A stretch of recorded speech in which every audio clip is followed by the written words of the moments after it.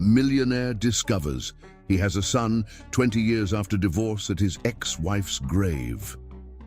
Hi, my very beautiful and most dearest family. Welcome back to Mr. Peter Stories. Here's a little poetry for you.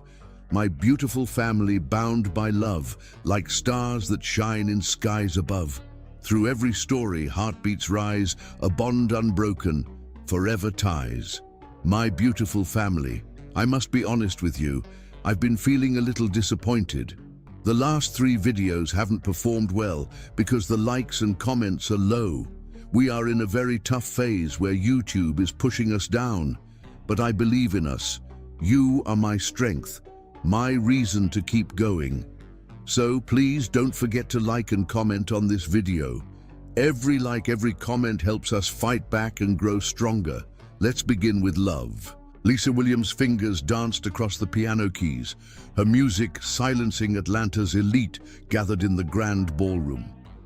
When the final notes faded, applause thundered.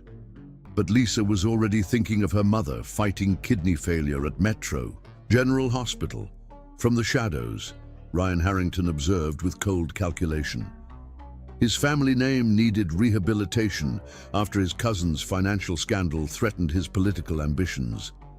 Lisa's genuine talent that captivated without pretense was exactly what his image required.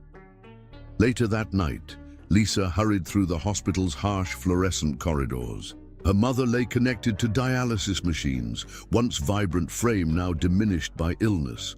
"There's my star," Margaret Williams smiled. "Tell me everything." Lisa described the evening, omitting her anxiety. "They actually listened, Mama." "Of course they did," Margaret nodded. "When you play, even angels pause to hear." Lisa swallowed hard. The specialist called. There's a new treatment, but the cost was impossible on her teaching salary. "Don't worry about me." Margaret squeezed her hand. "Some things are in God's hands." Returning to her apartment, Lisa found an eviction notice on the door, 3 days to vacate. She slid down the doorframe, overwhelmed. From acclaimed pianist to homeless in one evening, the universe had a cruel sense of irony. The knock on her door the next morning revealed Ryan Harrington himself, impeccable in a designer suit. "Miss Williams," he said with practiced charm, "I have a proposition for you." Ryan declined her coffee offer, studying her with interest.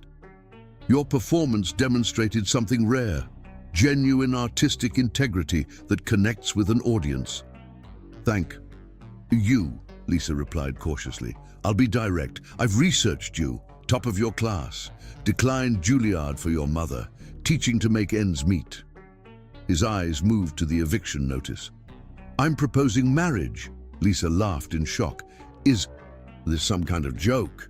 "I'm entirely serious." Ryan's expression remained unruffled. "I require a wife with public appeal for my political aspirations. You receive financial security, a platform for your music, and medical treatment for your mother. You're treating marriage like a business merger. Isn't that more honest than pretending? Many marriages in my circle are strategic alliances dressed as romance." "Why me?" Lisa asked, suspicious. "Because when you play, people believe in something greater," he answered. "I need voters to feel that way about me." "So this is about politics." "Governor, first with an eye toward national office," Ryan acknowledged. "The Harrington name has recognition, but recent events created image challenges. You would help reshape public perception." "By being window dressing?" Lisa's voice rose. "Your music would become central to our public identity. I would establish a foundation supporting music education in underserved communities. Imagine how many young musicians like yourself could benefit." The manipulation was obvious, but Lisa found herself momentarily disarmed by the vision he painted, opportunities she'd been denied, while securing treatment for her mother. 3 weeks later, the night before their wedding, Lisa sat with her mother in her new private hospital room with state-of-the-art equipment. Margaret had already gained color in her cheeks. "Are you sure about this?" Margaret sensed her daughter's conflict. Marriage should be more than convenience. Ryan is thoughtful in his own way, Lisa replied carefully. The foundation will help so many young musicians. And your doctors say the treatment is working. Margaret reached for her hand. I didn't raise you to sacrifice your happiness for mine. Lisa escaped to the hospital's recreation room, finding the old, upright piano. In the dimly lit space, her fingers created a composition of complex emotions: fear, resignation, and desperate hope. An elderly patient in a wheelchair listened until the final notes faded. You play like you're having a conversation with God. Music says what words can't sometimes. Lisa smiled briefly. And what was that piece saying? The woman wheeled closer. I'm getting married tomorrow, Lisa replied. But not for love, I'm thinking. Lisa's fingers traced a minor chord. Is that so obvious? Honey, music doesn't lie even when people do. Your heart's not convinced. The woman patted Lisa's hand. I've been married 63 years, the kind where you still want to kiss them. Good morning even when they're driving you crazy. That's worth waiting for. Sometimes we don't have the luxury of waiting, Lisa whispered. Just remember who you are, the woman said gently. A gilded cage is still a cage. The wedding was a spectacular media event. As they drove to Ryan's coastal mansion afterward, his demeanor transformed completely. The warm smile vanished, replaced by cool efficiency. Let's establish expectations, he said, voice stripped of warmth. This is a partnership of convenience. You'll have everything you need materially, but don't mistake this for a love match. Lisa stared at the ocean visible beyond the car window. She had made a deal with a force equally powerful and indifferent. The realization settled in her stomach like cold stone. She had traded one prison for another, only this one had gilded bars. 3 months into marriage, Lisa moved through the sprawling coastal mansion like a ghost. The staff kept respectful distance, treating her with formal courtesy that never warmed to connection. Only Tom Carter, the weathered groundskeeper, sometimes met her eyes with something approaching recognition. Lisa discovered early that her role had invisible boundaries. Her attempts to redecorate even her personal sitting room were politely redirected. Her schedule was managed by Ryan's efficient assistant Caroline, who delivered his preferences as gentle suggestions that were actually mandates. The most painful restriction concerned her Steinway piano, a wedding gift prominently displayed in the main hall, but accessible only when Ryan entertained guests who expected the cultured wife performance. Otherwise, it remained locked, her music contained like her spirit. One evening, Lisa encountered Tom planting bulbs near her window, despite the gathering dusk. You don't need to work so late, she said, the simple interaction feeling like water. In the desert, Tom glanced up briefly. These need to be in before the frost, Mrs. Harrington. Please call me Lisa. His weathered hands stilled momentarily. That wouldn't be appropriate, ma'am. Neither is planting bulbs in the dark, she countered with gentle humor. A ghost of a smile crossed his face. Some things grow better in shadow than you'd expect. He patted the earth with surprising tenderness. These will bloom when everything seems dead. Reminds us that what's hidden isn't always gone. The cryptic comment lingered with Lisa long after he'd gathered his tools and disappeared into the darkness. That night, a violent thunderstorm swept in from the ocean. The mansion's power failed, security systems temporarily disabled. Lisa found herself alone in darkness that felt more like freedom than fear. Guided by lightning flashes, she made her way to the main hall where her piano waited, its polished surface gleaming with each electric burst. Her fingers found the keys by memory, the music pouring from someplace deep and unguarded. Chopin gave way to her own composition, raw, untamed, filled with months of unspoken longing. She didn't hear Ryan enter until lightning revealed his figure in the doorway. Her hands froze mid-chord, but he didn't speak immediately. He watched her with an expression she'd never seen before, something almost human beneath his perfect facade. "You play differently when you think no one is listening," he observed, approaching slowly. "It's almost like you're two different people." "Perhaps I am," she answered with unexpected honesty. "Perhaps we all wear masks." For a moment, something shifted between them, a flicker of genuine connection, possibility hanging in the air between lightning strikes. "My mother played," he said quietly, "before the accident." Lisa held perfectly still, sensing she was witnessing something rare, a hairline crack in his perfect exterior. What happened to her? The moment shattered as quickly as it formed. Ryan's expression shuttered closed, humanity vanishing.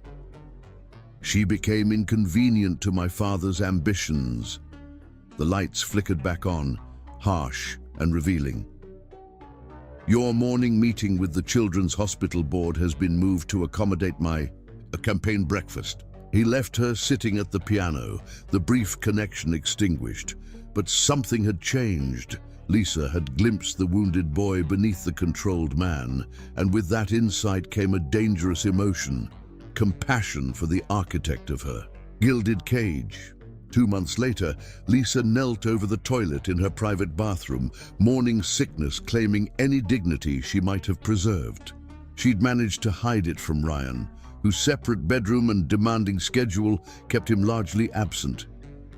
Shakily rising, Lisa caught her reflection, pale with shadows beneath her eyes, but with new resolution forming. The child growing inside her wasn't part of her arrangement with Ryan. It was unexpected and completely her own. For the first time since her wedding day, she felt something truly belonged to her. She decided not to tell him immediately. This child, this tiny secret, hope, deserved protection until she could determine how Ryan would react to an unplanned variable in his ordered world.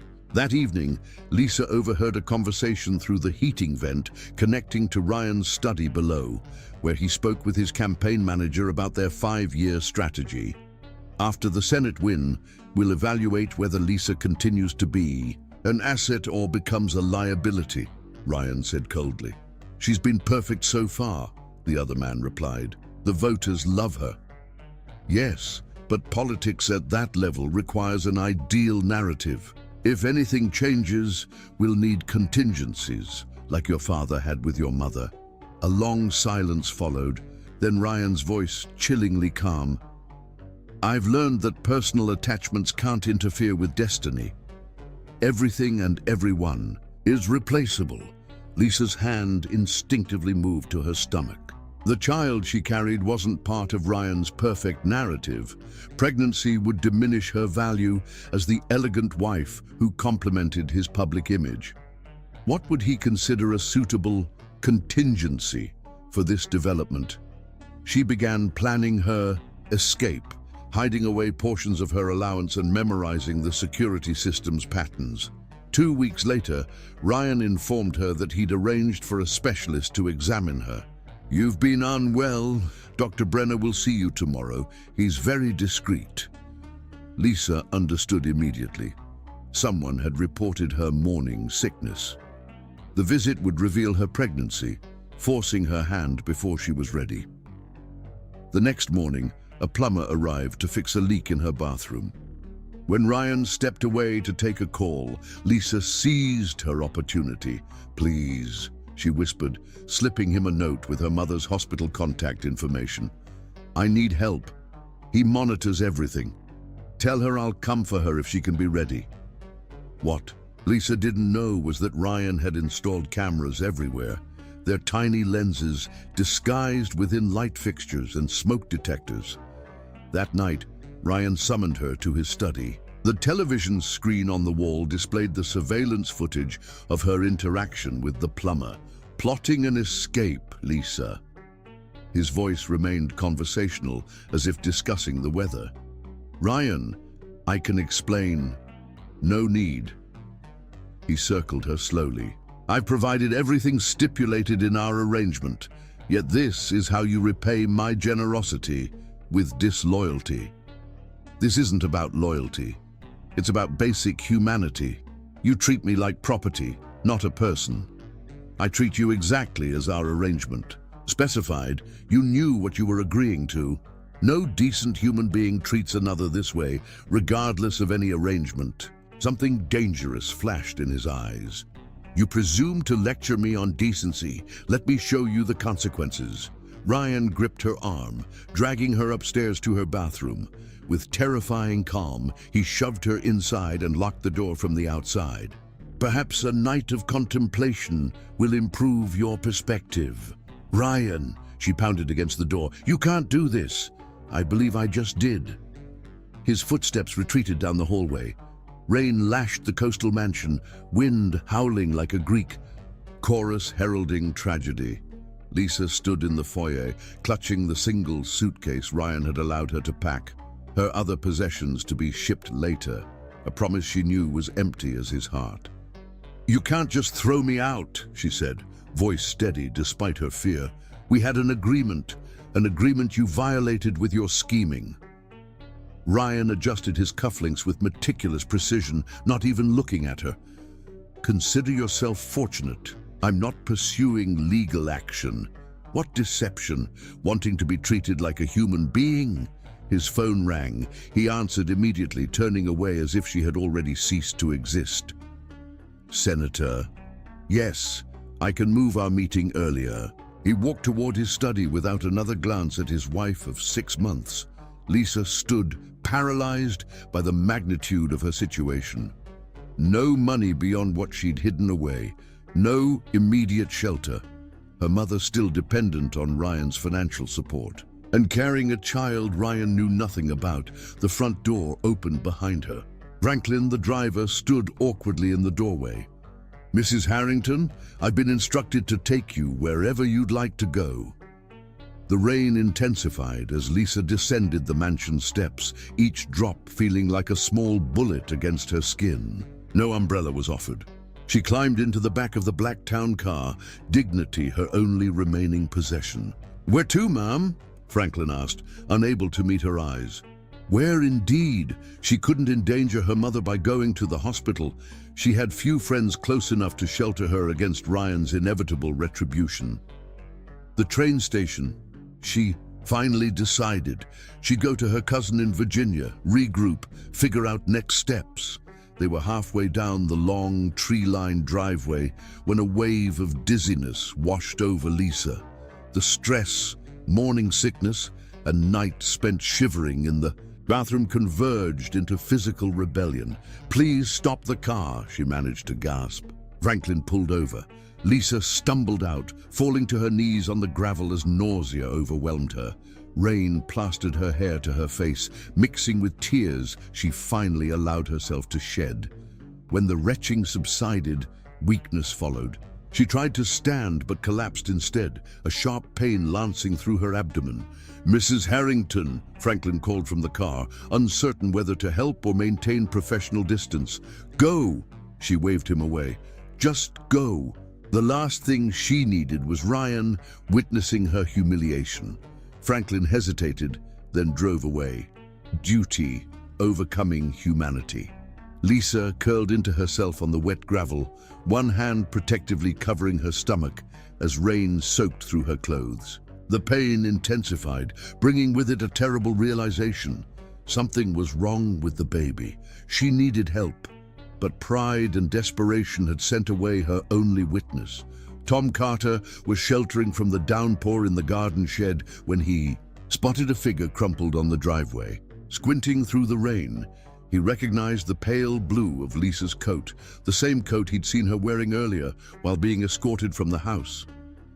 Tom had spent a lifetime averting his eyes from the Harrington family's cruelties. He'd watched Ryan's father systematically break his mother's spirit decades ago, ending with her accidental fall down the main staircase. He'd maintained his position through silent complicity, justifying his inaction with his need for employment and health care for his ailing sister. but something snapped inside him as he watched Lisa's prone form, rain washing over her like nature's attempt to cleanse human cruelty. The memory of his own daughter surfaced, dead at 19 when he couldn't afford proper medical care, forcing him into service to the wealthy family he secretly despised. "No more," he whispered, dropping his tools and running into the storm. He knelt beside Lisa, gently turning her over. Blood stained her dress, mingling with rain on the gravel. Her eyes fluttered open briefly, recognition and relief washing over her face. "Help me," she whispered. "Please, the baby." Tom gathered her into his arms, her body feather-light. "I've got you," he promised, carrying her toward his truck then back to the mansion. "I won't fail you too." As they drove away, Tom glanced in his rearview mirror. Ryan stood at an upstairs window, watching expressionlessly, as if observing a minor property disturbance rather than a human emergency. In that moment, Tom's decades of fearful loyalty evaporated, replaced by determination. Whatever came next, he would not abandon this woman to the Harrington legacy of destroyed lives. The county hospital emergency room was chaotic but efficient. Lisa drifted in and out of consciousness as medical staff worked around her, taking vital signs, inserting IVs, performing ultrasounds. "Are you her husband?" a nurse asked Tom, who stood awkwardly in his rain-soaked clothes, hat twisted between his calloused hands. "No, ma'am. Just a friend, the only one she's got right now." The nurse's expression softened at something she recognized in his face. "Well, she needs a friend. Wait here. The doctor will have news soon." An hour later, Dr. Patel emerged, her dark eyes serious but kind. "Ms. Williams is stabilized. The pregnancy is intact, though precarious. The bleeding was threatening, but we've controlled it." Relief flooded through Tom. "Thank God." However, Dr. Patel continued, "We've discovered she has a congenital heart condition, likely undiagnosed her entire life. The pregnancy is putting significant strain on her heart." What does that mean? It means this pregnancy carries serious risks. With complete bed rest and careful monitoring, she might carry to term, but delivery will be extremely dangerous. Dr. Patel's compassionate eyes met Tom's. "I need to be clear. Continuing this pregnancy could cost her her life." Tom absorbed this information with growing dread. And if she terminates, her heart condition would still require treatment, but without the pregnancy, her prognosis would be significantly better. Tom nodded, understanding the gravity of the situation. "Can I see her?"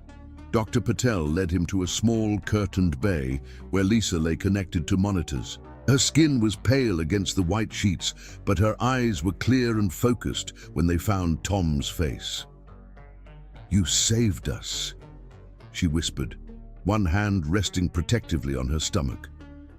Tom took the chair beside her bed, his weathered face lined with concern. "The doctor told me about your heart.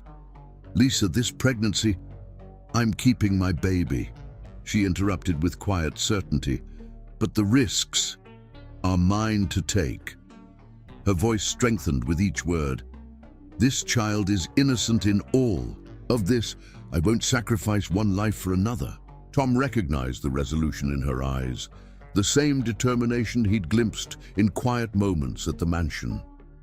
This wasn't a decision made in haste or ignorance, but a choice aligned with her deepest values. "I need to ask something important," Lisa continued, her voice dropping to ensure privacy. "Anything," he responded without hesitation. "Don't tell Ryan about the baby." Her eyes held his, unflinching. "If he knew, he'd either force me to terminate to avoid scandal or take my child. Once I'm gone—" Tom nodded slowly, understanding the depth of Ryan's callousness better than most. "Where will you go? You'll need care, medical supervision." "I don't know." The momentary strength faltered as reality set in.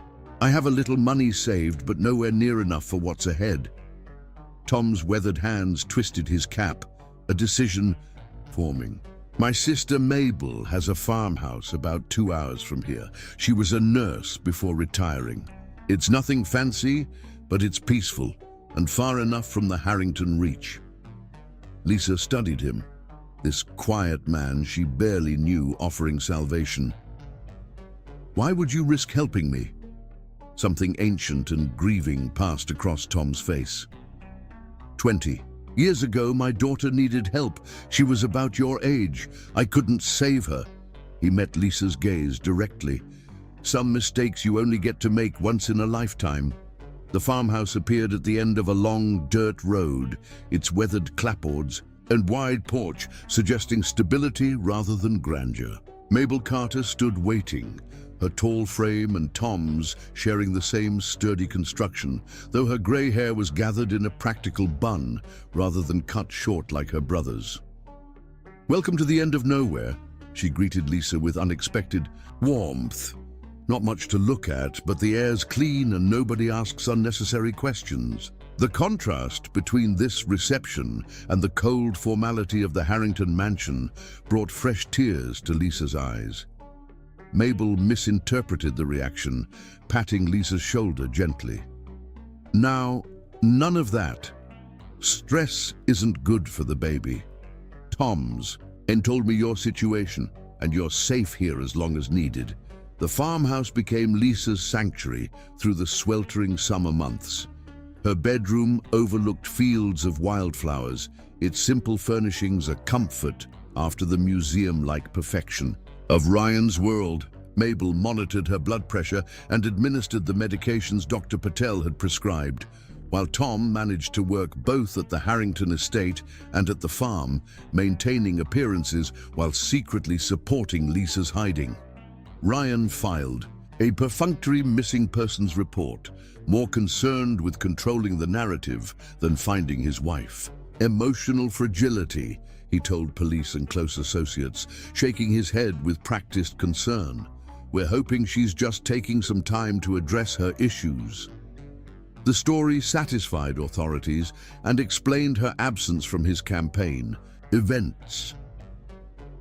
In late July, Lisa's mother arrived at the farmhouse, her medical care transferred to a local clinic through Tom's careful arrangements. The reunion was bittersweet, joy at being together again tinged with Margaret's sorrow at her daughter's circumstances and precarious health.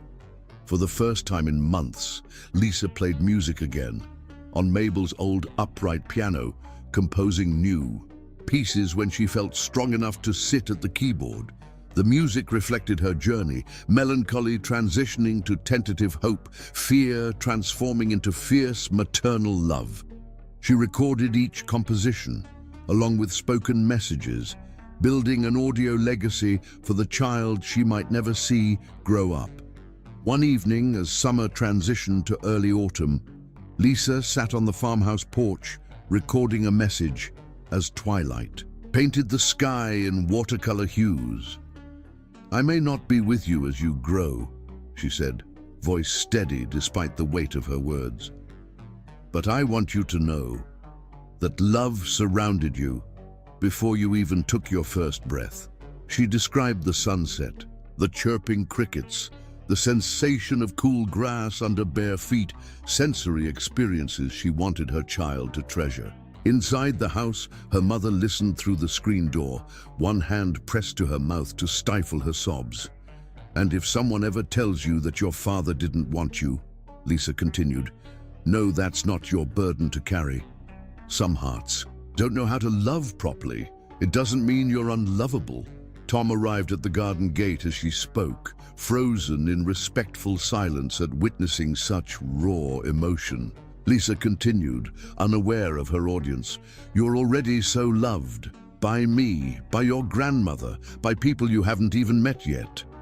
As she spoke, a monarch butterfly landed on the porch railing beside her, brilliant orange wings motionless for a perfect moment before fluttering away. Tom watched the scene with a strange tightness in his chest.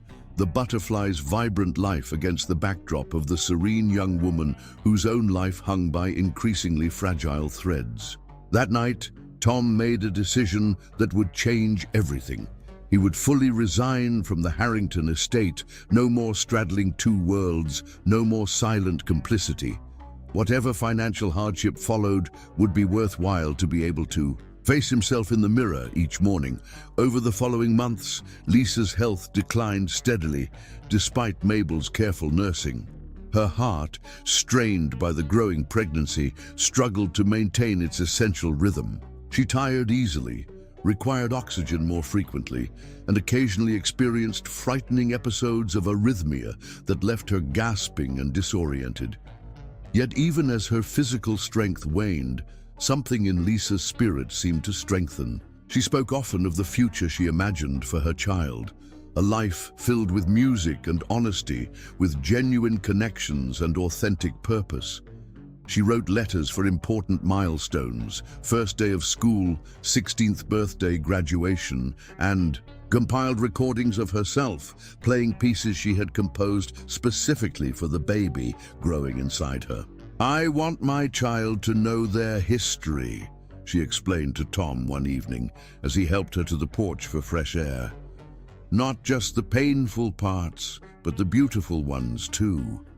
The music that saved me, the people who showed kindness, the moments of wonder in an ordinary life." Tom nodded, understanding her need to leave something of herself behind. "Your child will know you," he promised, "through your music, through your words, and through those of us who loved you." The quiet acknowledgement of what they all feared, but rarely voiced, that Lisa might not survive to raise her child, hung in the air between them, neither denied nor dwelled upon.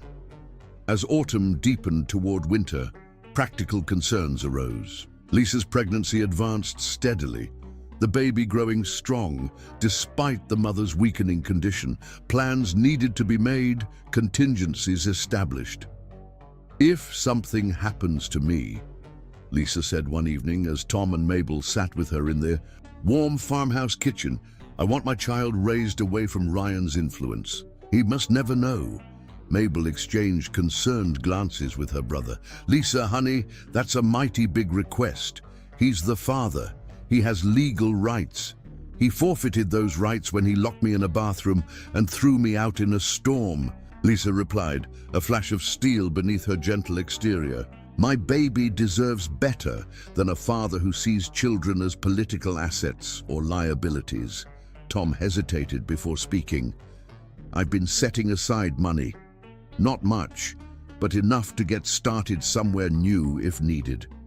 If it comes to that, I give you my word, your child will be raised with love, far from Ryan Harrington's reach." The promise hung in the farmhouse kitchen, solemn as any vow ever spoken in cathedral or courtroom. Lisa reached for Tom's hand, her eyes filled with gratitude and tears. "Thank you," she whispered, "for seeing me when I was invisible, for valuing what he discarded, for being the kind of man I hope my son or daughter grows to be." That night, as the first snow of winter dusted the farmhouse and surrounding fields, in pristine white, Lisa finished composing her final lullaby, a piece that contained themes from all her previous work, woven together into a musical autobiography for the child who would carry her legacy. The last notes lingered in the quiet house, a testimony to a life that, however abbreviated, had been lived with courage and authenticity. Winter arrived early, harsh and unforgiving. Snow blanketed the farmhouse, transforming the landscape into pristine white that contrasted sharply with Lisa's increasingly precarious health. Confined to bed as her pregnancy advanced, she devoted her energy to recording messages and finishing one final musical composition, a legacy for her child. Tom, having officially resigned from the Harrington estate, divided his time between caring for the farmhouse and taking odd jobs in nearby towns.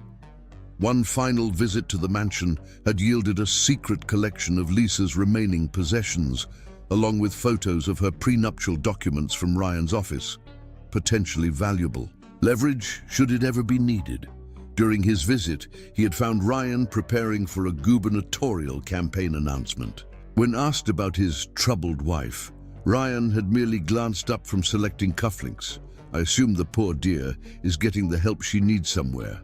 These unfortunate mental health situations are best handled discreetly, don't you think? His complete lack of concern confirmed everything Tom had come to understand about the man's character.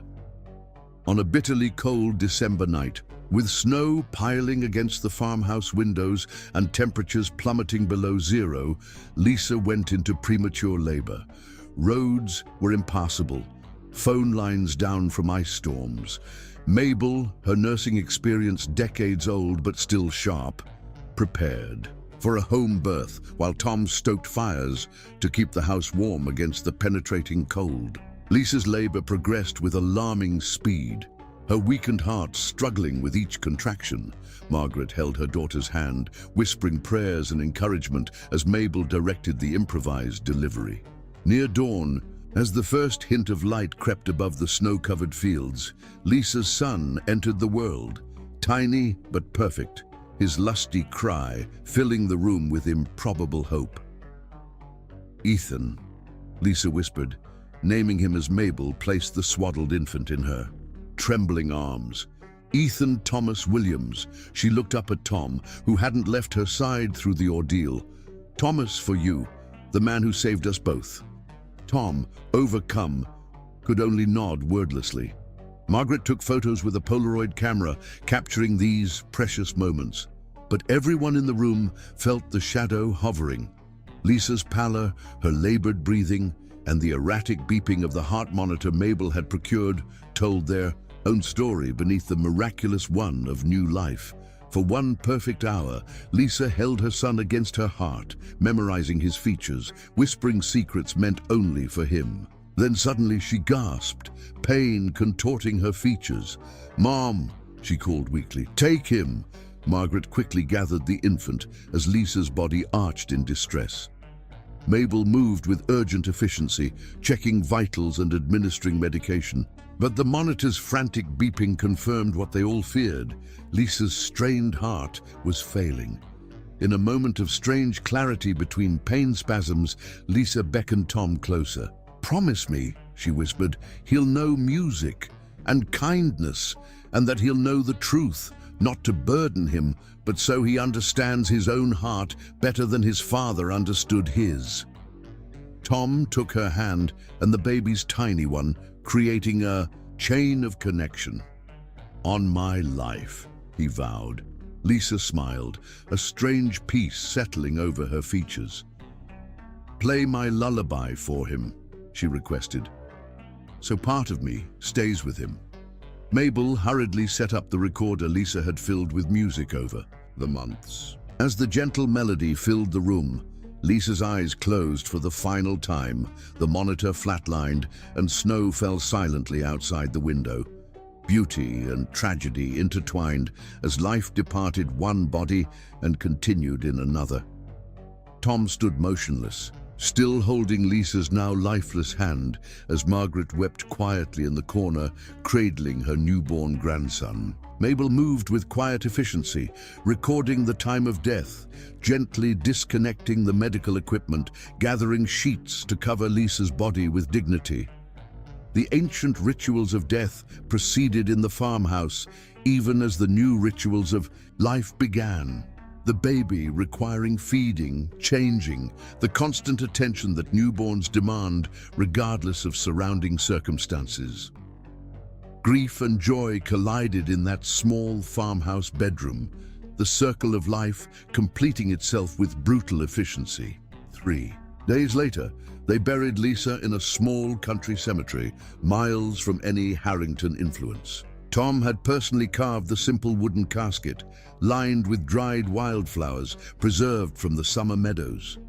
The grave marker bore only her birth name, Lisa Marie Williams, with dates and a simple inscription, "Her melody continues."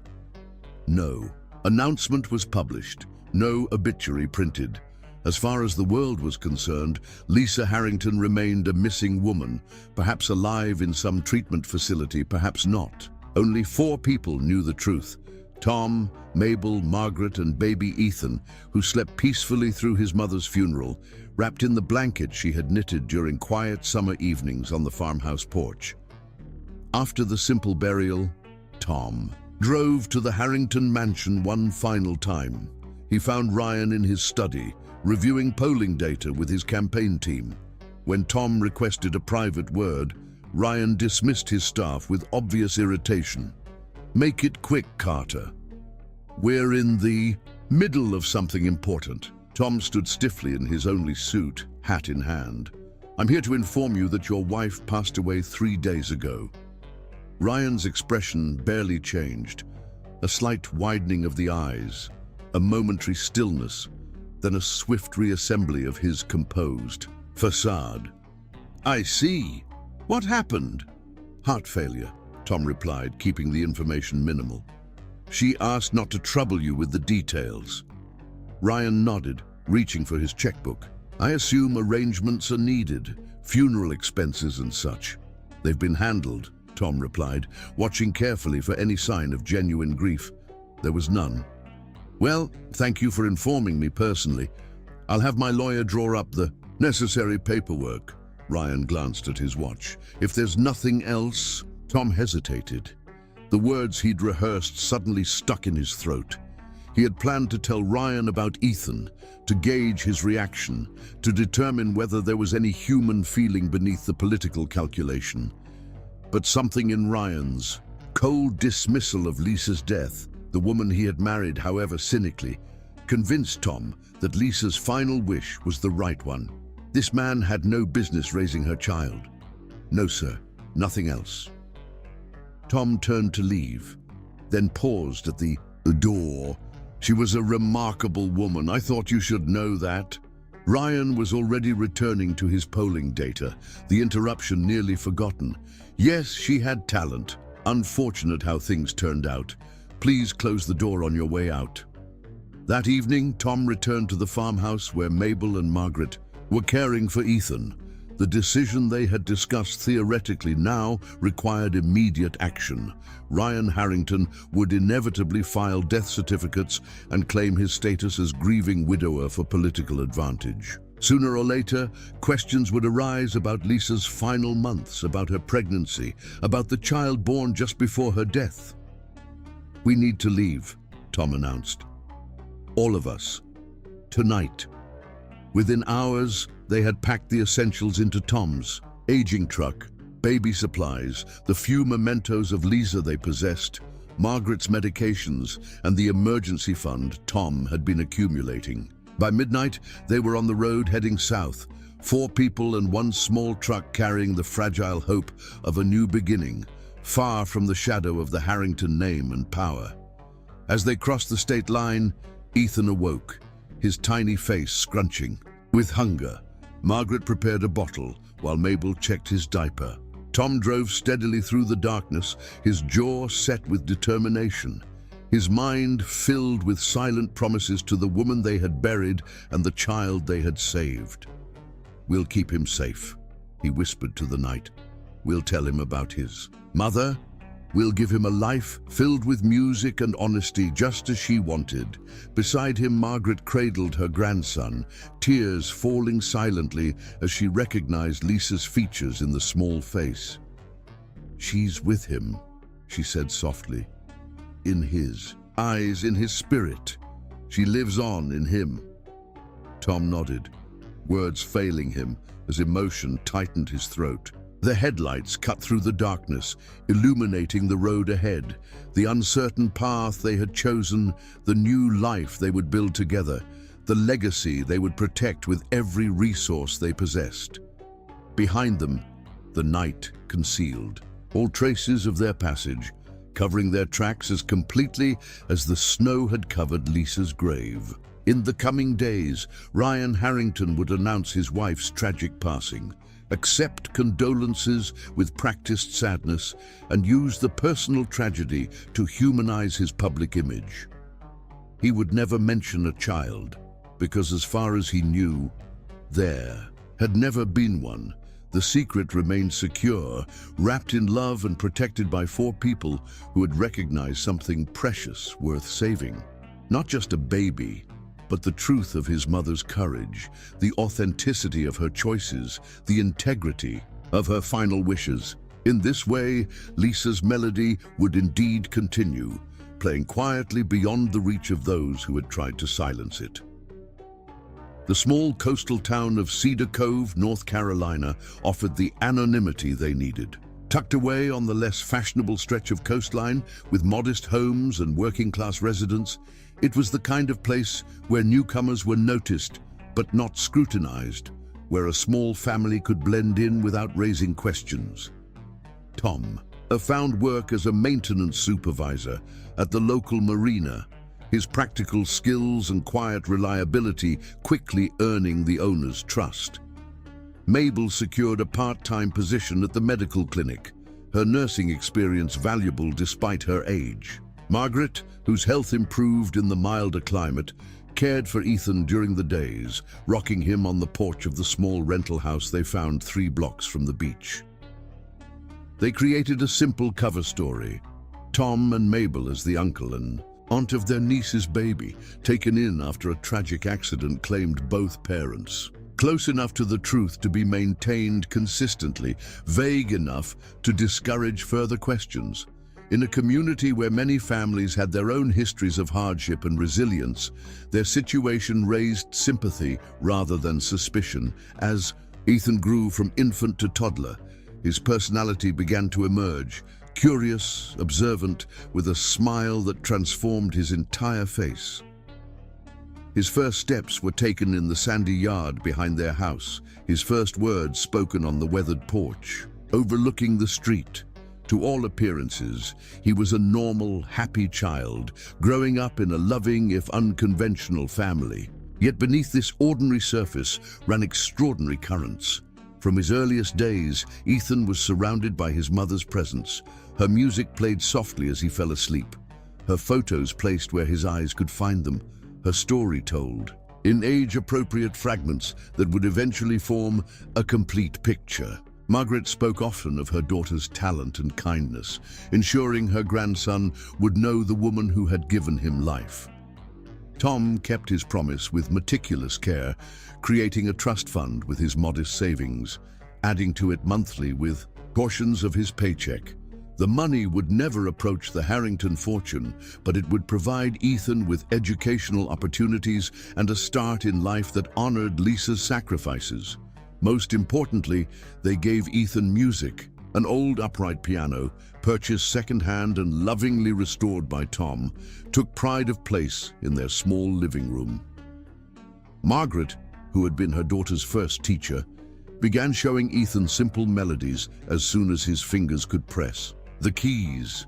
By age 4, he was picking out tunes by ear, his small face intense with concentration that mirrored his mother's. On Ethan's 5th birthday, Tom took him to the beach at sunrise. The boy, already showing Lisa's musical talent and sensitivity, collected shells in the golden light, his dark curls ruffled by the ocean breeze. "Was my daddy a bad man?" he asked suddenly, the question catching Tom off guard. Tom knelt in the sand, meeting the boy's earnest gaze. "Your father," he began carefully, "is a man who doesn't know how to love properly. That's a sadness in him, not a reflection on you." Ethan considered this with unusual gravity for a child. "Did my mom love him?" Tom's eyes misted, remembering Lisa's compassion even in her final recordings. "Your mother tried to see the good in everyone, but loving someone and staying with them are different choices. She chose you." Ethan nodded, placing a perfect spiral shell in Tom's palm. "I'm glad she chose you too," he said simply.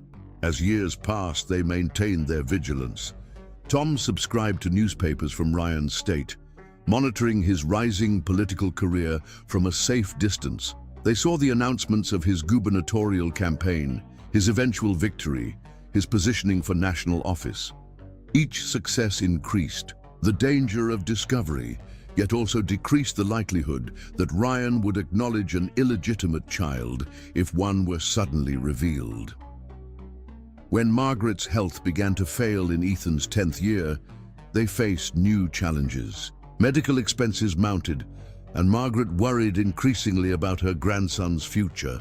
"You need to tell him everything before I'm gone," she insisted to Tom one evening as they sat on the porch, watching Ethan practice piano through the window. "He needs to understand who he is and where he comes from, not just the beautiful parts, but the difficult truth as well." Tom nodded, knowing she was right but dreading the conversation. How did one explain to a child that his father had discarded his mother like a broken possession, that his very existence had been kept secret to protect him from a man who viewed people as either assets or liabilities? The opportunity came sooner than expected. Margaret passed peacefully in her sleep just weeks later, leaving Ethan bereft of the grandmother who had been his most direct connection to his mother. At the small funeral, the boy played one of Lisa's compositions, a piece he had learned from recordings, never having heard it performed live. The music filled the small church with haunting beauty, bringing tears to the eyes of even casual acquaintances. That evening, as Ethan sat quiet and withdrawn at the piano, Tom placed a small wooden box beside him. "Your grandmother wanted you to have this when the time was right. I think that time is now." Inside the box lay Lisa's recordings, her letters, photographs documenting her brief life, and a journal describing her hopes for her unborn child. Ethan's hands trembled as he lifted each item, his eyes wide with the tangible connection to the mother he had known only through stories and music. "There's something else you should know," Tom said gently. "Something we've protected you from, but something you have a right to understand." Over the next hours, Tom shared the complete story. Ryan's calculated marriage to Lisa, his controlling behavior, his cruel expulsion of her when she sought escape, his complete ignorance of Ethan's existence. He showed the boy newspaper clippings, documenting Ryan's political rise, currently serving as his state's governor with rumors of presidential ambitions. "This man, your biological father, is powerful and dangerous," Tom explained. "Your mother's last wish was that you be raised away from his influence, that you be allowed to become your own person, not a pawn in his ambitions." Ethan absorbed this information with the same thoughtful intensity he brought to complex piano pieces. "Does he know about me at all?" he finally asked. "No," Tom assured him. "As far as he knows, your mother died childless. And you've kept me safe all these years. You and Grandma and Aunt Mabel." It wasn't a question, but a recognition, spoken with dawning understanding of the sacrifices made on his behalf. "We promised your mother," Tom said simply, "and you were worth every sacrifice." In the years that followed, Ethan's musical talent blossomed into genuine gift. By 16, he was performing in regional competitions, earning recognition that necessitated careful management of publicity. Tom worried about photographs in newspapers, about the resemblance to Ryan that had strengthened as Ethan matured, about the possibility of chance recognition by someone who knew the Harrington family. Yet, alongside music, Ethan developed another passion: law. The story of his mother's treatment had awakened in him a fierce sense of justice, a determination to understand the legal structures that allowed powerful men to discard inconvenient women without consequence.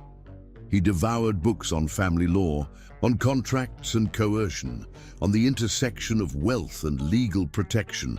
"I want to help people like Mom," he explained to Tom. "People who have no voice against the powerful." At 18, Ethan earned a scholarship to a prestigious university, far enough from Ryan's state to maintain safety, close enough to their home that he could return regularly to visit Tom and Mabel.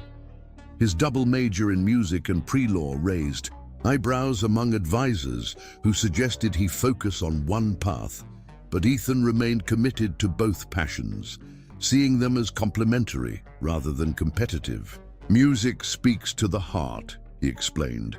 When Tom questioned the demanding schedule, law speaks to the mind. I need both to honor my mother's legacy. On the day Ethan left for college, Tom gave him one final item, a small key to a safe deposit box. This contains everything we have of your mother's, he explained. Her original recordings, her legal documents, the prenuptial agreement with Ryan, photographs of the farmhouse where you were born. I've kept copies, but the originals belong to you now. Ethan studied the key in his palm, the weight of it representing not just metal, but memory, history, identity. When the time is right, he said quietly, I want to visit her grave. Tom nodded, understanding that the young man had begun a journey that would inevitably lead him back to his origins, to the truth of his beginning, perhaps eventually to a confrontation with the father who had never known him. When you're ready, he agreed. I'll take you there myself. As Ethan drove away toward his future, Tom stood in the yard of the small house that had sheltered their unconventional family for nearly 2 decades. The boy they had protected had become a young man of exceptional promise, thoughtful, talented, with the moral clarity that Lisa had embodied and the quiet strength she had discovered in her final months. Whatever path Ethan chose, whether music or law or some combination unique to his particular gifts, Tom felt certain of one thing: Lisa's melody continued in her son, more powerful and authentic than even she might have imagined possible on that snowy night when she entrusted him to their care with her dying breath. 20 years after Lisa's death, Ethan Thomas Williams stood at the threshold of an impressive career. His dual degrees in music and law had opened doors that most young men his age could only dream about. Concert halls welcomed his performances with enthusiasm, while prestigious law firms courted his analytical mind and ethical reputation. At 22, he balanced these worlds with the same thoughtful intensity he had shown as a child at the piano, fully present in each, drawing connections between art and justice that others might have missed. Yet beneath his accomplishments ran a current of unfinished business, questions that remained unanswered, a story whose final chapters had yet to be written. The key to his mother's safe deposit box weighed in his pocket as he drove the familiar coastal highway towards Cedar Cove, returning home for what would be a pivotal conversation with the man who had raised him. Tom Carter waited on the porch of the small house they had shared for 20 years, his hair now completely white, his tall frame slightly stooped with age, but his eyes still clear and watchful. At 70, he had retired from the marina, focusing his energy on the small woodworking business he had built over the years, crafting furniture and musical instruments that carried the same attention to detail he had brought to raising Ethan. "You've been thinking about him again," Tom observed as they sat together after dinner, the perceptiveness that had always characterized their relationship undiminished by time or distance. Ethan nodded, turning the delicate teacup in his hands, one of the few items that had belonged to his mother, rescued from the Harrington mansion during Tom's final visit. "I've been following his career. He's announcing his presidential campaign next month." The "he" required no clarification between them. Ryan Harrington had risen exactly as he had planned, from state governor to U.S. senator, his ambitions now fixed on the White House. His political persona centered on traditional family values, despite never having remarried after Lisa's death. His bachelor status explained away as devoted widowhood, a man too loyal to his first love to seek another. The irony of this narrative was not lost on either of them. The man who had locked his wife in a bathroom, thrown her out in a storm, and shown no grief at news of her death, now used her memory as a political asset, a humanizing touch to his otherwise calculating image. "I think it's time I visited her grave," Ethan said quietly. "Before he becomes any more powerful, before the security and scrutiny make it impossible." Tom studied the young man who had been his life's purpose for 2 decades, recognizing that this decision represented more than a pilgrimage to a mother's final resting place. It was a step toward confronting the other half of his identity, the legacy of a father who had never acknowledged his existence. "Are you sure you're ready?" Tom asked, the question encompassing far more than the emotional toll of visiting a grave. "I'm ready," Ethan confirmed, his voice steady. "Not for confrontation, not yet, but to connect the pieces of who I am. 20 years is long enough to live in hiding." The drive to the small country cemetery took them across 3 state lines, a journey measured not just in miles, but in memories shared between them. Tom recounted stories of the farmhouse, of Lisa's final months, of the birth that had given Ethan life, even as it claimed his mother's. Some tales Ethan had heard before, others were new, details Tom had withheld until he believed the young man could bear the full truth of his beginning. The cemetery, when they finally reached it, was smaller than Ethan had imagined. A peaceful place surrounded by oak trees, whose branches created dappled patterns on the modest graves below. Lisa's marker stood near the back, a simple stone bearing only her birth name, dates, and the inscription Tom had chosen 2 decades earlier. Her melody continues.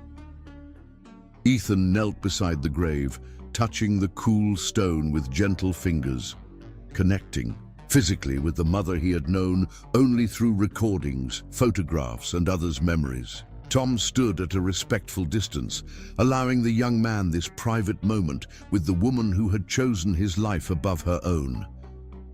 Neither of them noticed the black SUVs that pulled into the cemetery entrance, nor the distinguished figure who emerged from the lead vehicle, accompanied by suited security personnel. The approaching group was halfway across the grounds before Tom glanced up, recognition and shock freezing him in place. Senator Ryan Harrington had aged well, his hair silvered at the temples but his posture still commanding, his features retaining the handsome symmetry that had served him well in an increasingly media-focused political landscape. He moved with practiced confidence toward a section of the cemetery near Lisa's grave, apparently visiting a family plot as part of his campaign's carefully orchestrated return to his hometown roots. Tom's hand instinctively reached for Ethan's shoulder, a protective gesture 2 decades in the making. "Ethan," he said quietly, urgency in his tone, "we need to go, now." But it was too late. Ryan had noticed them, his security detail already moving to assess potential threats to their principal. More significantly, Ryan's gaze had fixed on the grave marker where Ethan knelt, recognition dawning as he read the name inscribed there. For a moment, time seemed suspended. Ryan staring at Lisa's grave, Ethan rising slowly to his feet. Tom, caught between them in a tableau of past and present colliding. Then Ryan waved off his security team, approaching alone with an expression of confusion and dawning suspicion. "You knew my wife?" he asked Tom, not immediately placing the aged gardener who had once worked on his estate. "Yes, Senator," Tom replied, his voice steady despite the thundering of his heart. "I knew Lisa Williams very well." Recognition flickered in Ryan's eyes. "Carter, the groundskeeper?" His gaze shifted to Ethan, noting the younger man's height, his bearing, the features that might have seemed familiar had he been looking for such similarities. Ethan stood his ground, meeting the senator's assessing gaze with quiet dignity. All the preparation, all the imagined scenarios for this potential meeting dissolved in the reality of the moment. He had his mother's eyes, her artistic hands, her stillness under pressure. But the set of his jaw, the angle of his cheekbones, these came from the man now standing before him, seeing a ghost he hadn't known existed. "Who are you?" Ryan demanded, politician's instincts sensing a situation requiring damage control. The question hung in the cemetery air, weighted with 20 years of secrets and silences. Ethan felt Tom's tension beside him, the older man poised to intervene, to protect as he always had. But this moment belonged to Ethan alone, this response his to formulate without guidance or shield. "I'm the son of the woman buried here," he answered simply. "Her husband abandoned her and she died giving birth to me." The words struck Ryan like physical blows, each syllable rearranging his understanding of past and present. His face drained of color as he looked between the grave, the young man standing before it, and the aged gardener whose presence suddenly explained so much. "That's not possible," Ryan managed, though his expression suggested he already knew the truth. "Lisa wasn't pregnant when she left. She was 2 months pregnant when you locked her in a bathroom and threw her out in a rainstorm," Tom corrected, years of contained anger sharpening his usually mild voice. "She chose not to tell you, to protect her child from a man who saw people as either assets or liabilities." Ryan staggered slightly, reaching for the nearest headstone to steady himself. His security detail started forward, but he waved them back again, his eyes never leaving Ethan's face, studying, calculating, recognizing the unmistakable Harrington features now that he knew to look for them. "You're my son," he said, the words, half question, half statement of dawning certainty. "Biologically," Ethan acknowledged, his voice neither warm nor hostile, merely factual. "In every way that matters, I'm the son of the people who raised me with love and truth." The distinction cut through Ryan's political reflexes, bypassing the practiced responses and touching something rarely accessed: genuine emotion. For perhaps the first time since his own childhood, Ryan Harrington found himself without a strategic angle, without a calculated response, without control of the narrative unfolding around him. "Why now?" he asked, genuine confusion in his voice. "After all these years, why reveal yourself now?" "I didn't come here to reveal myself," Ethan replied with quiet dignity. "I came to visit my mother's grave. Our meeting is coincidence or fate, depending on your perspective." The simplicity of this truth seemed to affect Ryan more deeply than any accusation might have. He looked again at Lisa's grave, then at the son he had never known existed, the living legacy of the woman he had discarded from his carefully constructed life. "We should talk," he said finally, politician's composure reasserting itself. "Privately, there's clearly much to discuss." Tom stepped forward protectively. "Ethan doesn't owe you conversation or explanation, Senator. He's a grown man with his own life, his own accomplishments, none of which required your name or your money." Ryan's gaze shifted between them, calculation visibly warring with genuine shock. "At least tell me your name," he said to Ethan. "Your full name, Ethan Thomas Williams," the young man answered. "I carry my mother's family name and the name of the man who raised me when you didn't know I existed." The pointed response landed precisely as intended. Ryan flinched slightly, then nodded with grudging respect for the implicit rebuke. "Will you at least consider meeting with me? On your terms, at your convenience. There's 22 years to account for.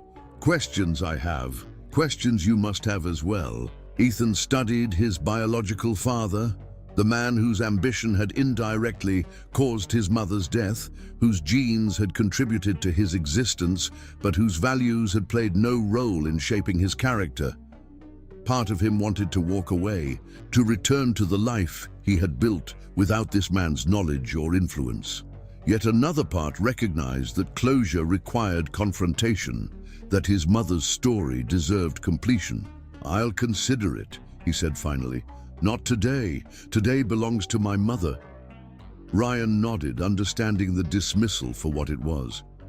He reached into his pocket, extracted a business card, and extended it toward Ethan.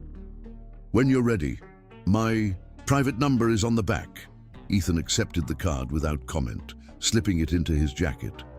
No further words were exchanged as Ryan rejoined his waiting security detail, the cemetery visit clearly abandoned in light of this unexpected encounter.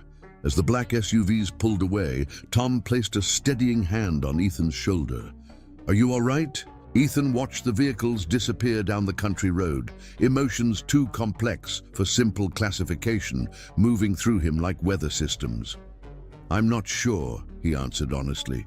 "I've imagined that moment for years, but the reality was different." Tom supplied when words failed the younger man. "Yes." Ethan turned back to his mother's grave, the peaceful stone unchanged by the momentous encounter that had just occurred beside it.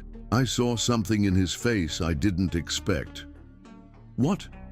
"Regret," Ethan said softly. "Not just political calculation, not just damage control, actual regret."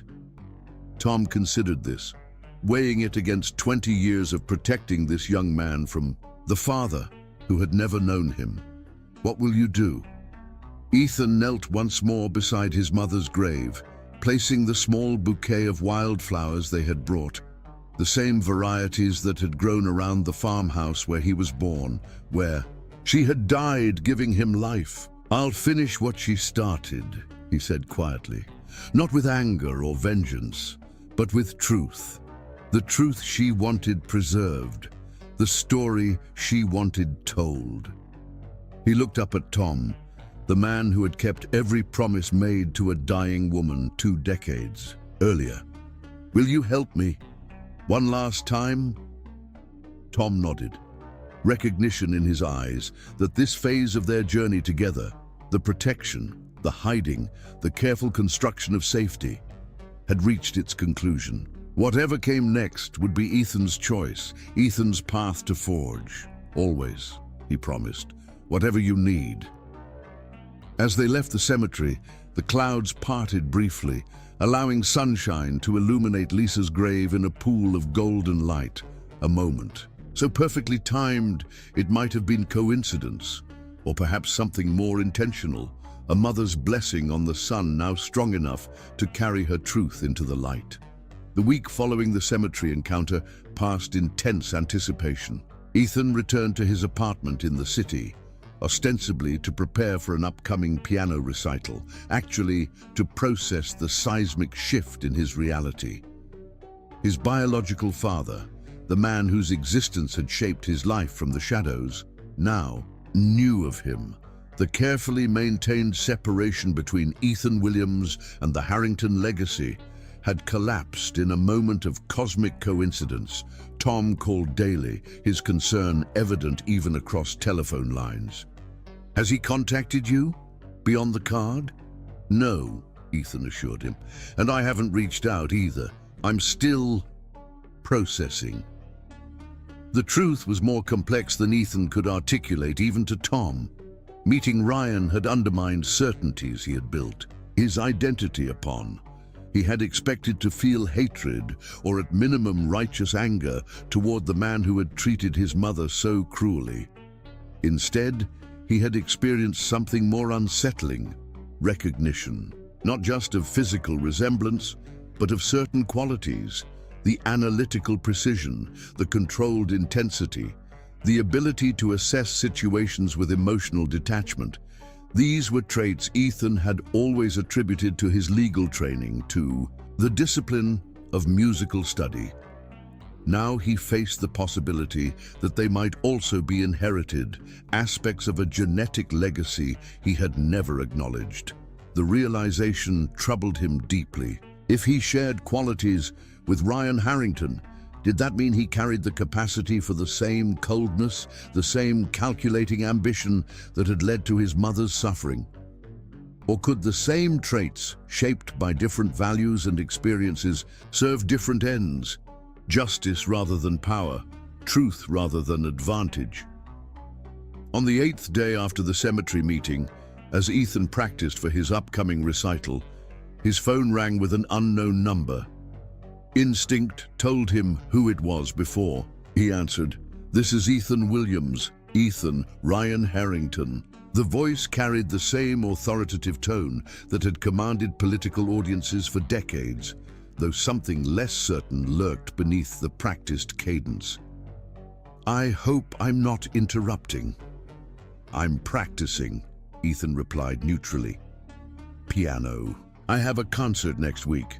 You're a musician." Not a question, but a statement of discovery, like your mother. The simple acknowledgement of Lisa's talent, something Ryan had used as a political asset during their marriage, but rarely recognized as intrinsically valuable, caught Ethan off guard. "Yes, among other things."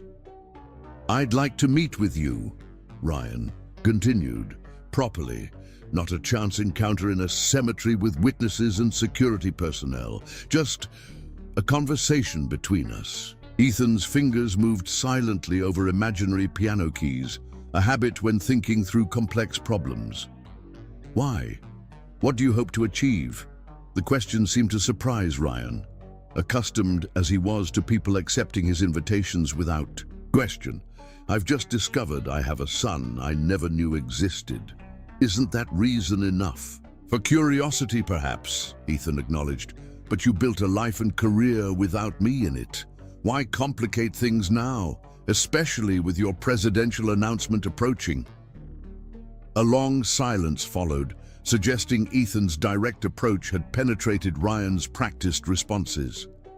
When he finally spoke, his voice carried an unfamiliar quality, hesitation, because some questions can only be answered in person. "Because seeing you at her grave awakened something I've spent decades suppressing. Because..." He paused again, seemingly struggling with unfamiliar emotional territory. "Because you're part of me, whether either of us wants that to be true or not." The raw honesty surprised Ethan more than any polished political response could have. This glimpse behind the senator's perfect facade, this moment of genuine human uncertainty, resonated with his own conflicted feelings about their connection. "All right," he agreed finally. "One conversation, on neutral ground." They arranged to meet at a private room in a small restaurant outside the city, far from political circles and press attention, a place where two men could talk without the weight of public scrutiny complicating an already complex encounter. Ethan arrived early, selecting a seat facing the door, a habit Tom had instilled in him from childhood, part of the vigilance that had protected him for 20 years. When Ryan entered precisely on time, Ethan was struck again by the physical similarities he had not allowed himself to acknowledge fully at the cemetery. The height, the posture, certain expressions that he sometimes caught in his own mirror. Ryan took the opposite chair, studying his son with undisguised intensity. "You have her eyes," he observed quietly. "Her hands too, a pianist's hands, but the rest..."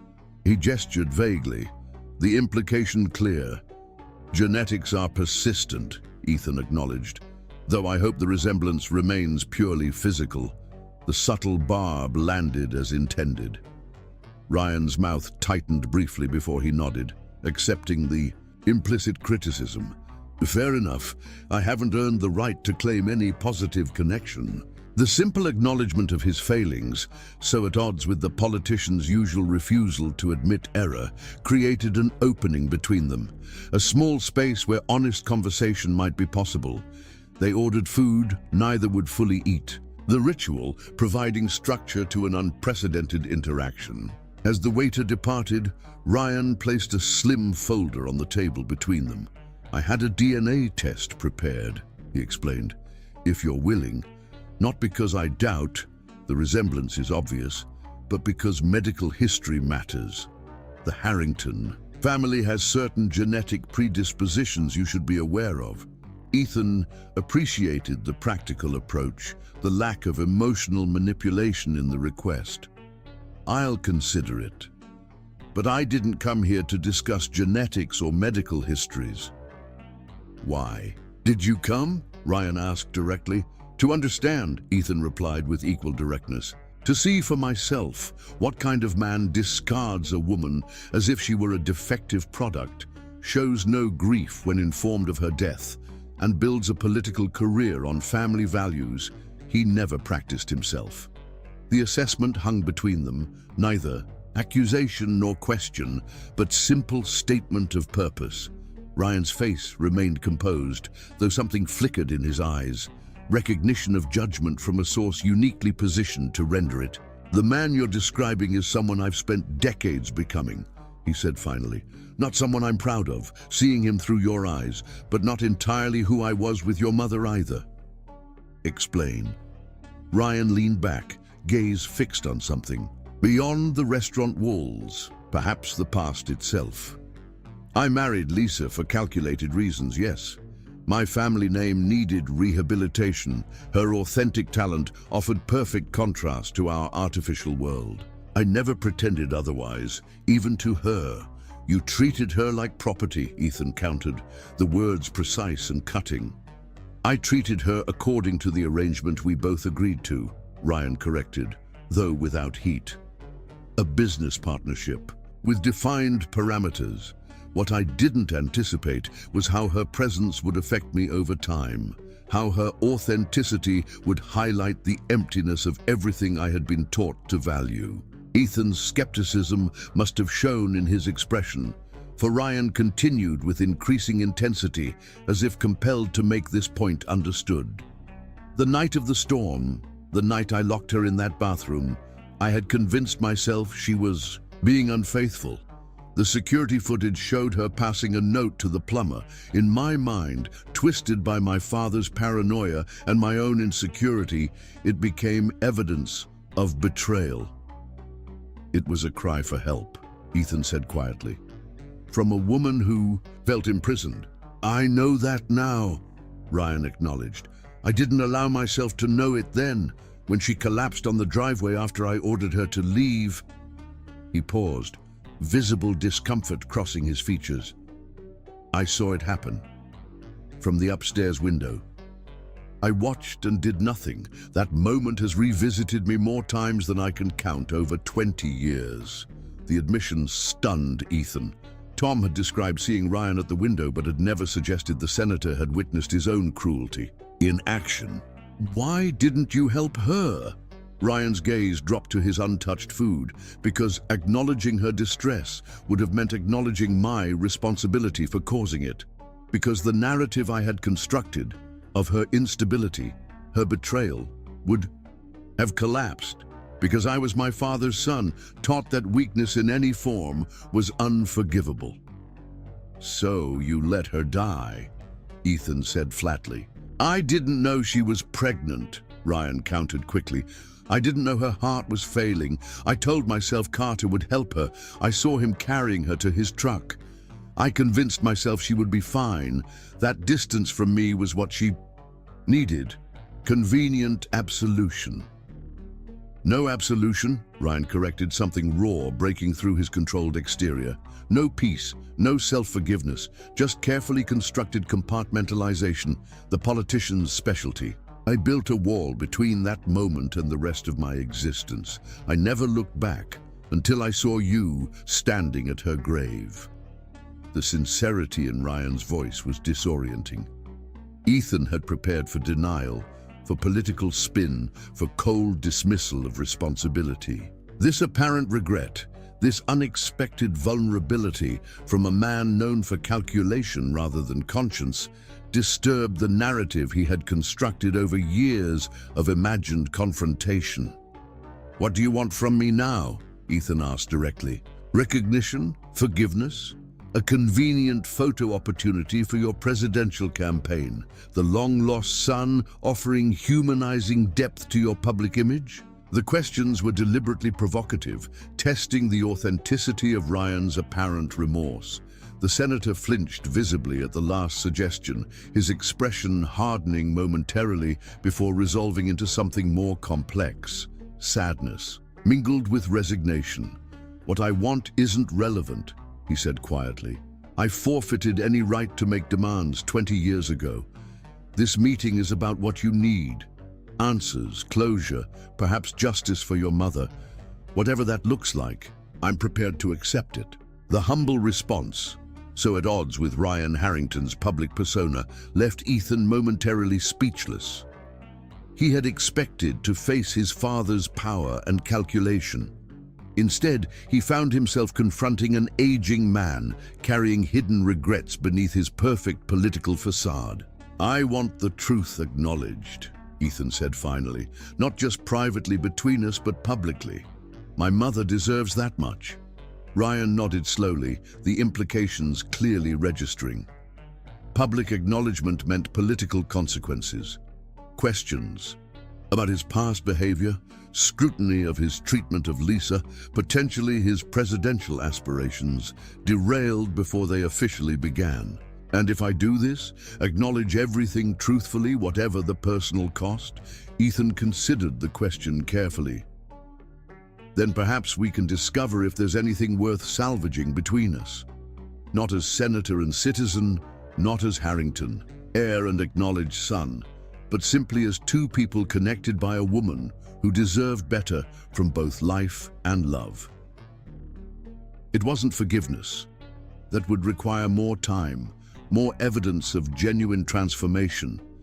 It wasn't rejection either.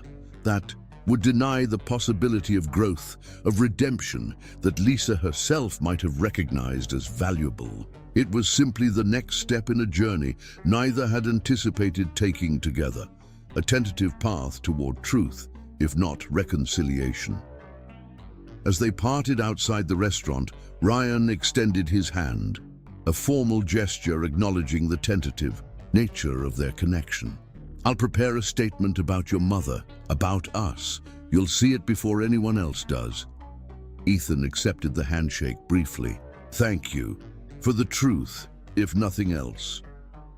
Driving away, Ethan felt strangely lightened, as if a burden he had carried unknowingly had begun to shift. His mother's story would finally emerge from shadow into light, her experience validated rather than erased.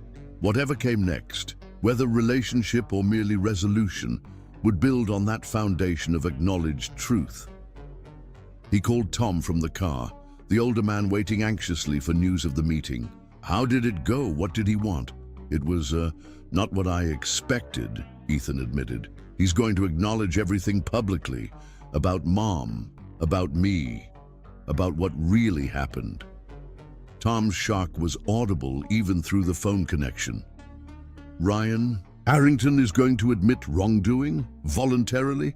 That doesn't sound like the man I knew." "Perhaps he's changed," Ethan suggested. "Or perhaps he's simply reached an age where truth matters more than image." Either way, Mom's story will finally be told correctly. The significance of this outcome hung between them. Validation of 20 years of protection, of promises kept to a dying woman, of a life built on honesty rather than privilege or position. "Your mother would be proud," Tom said finally, his voice rough with emotion. "Not just of what you've accomplished, but of who you've become. Someone strong enough to seek truth without being consumed by bitterness.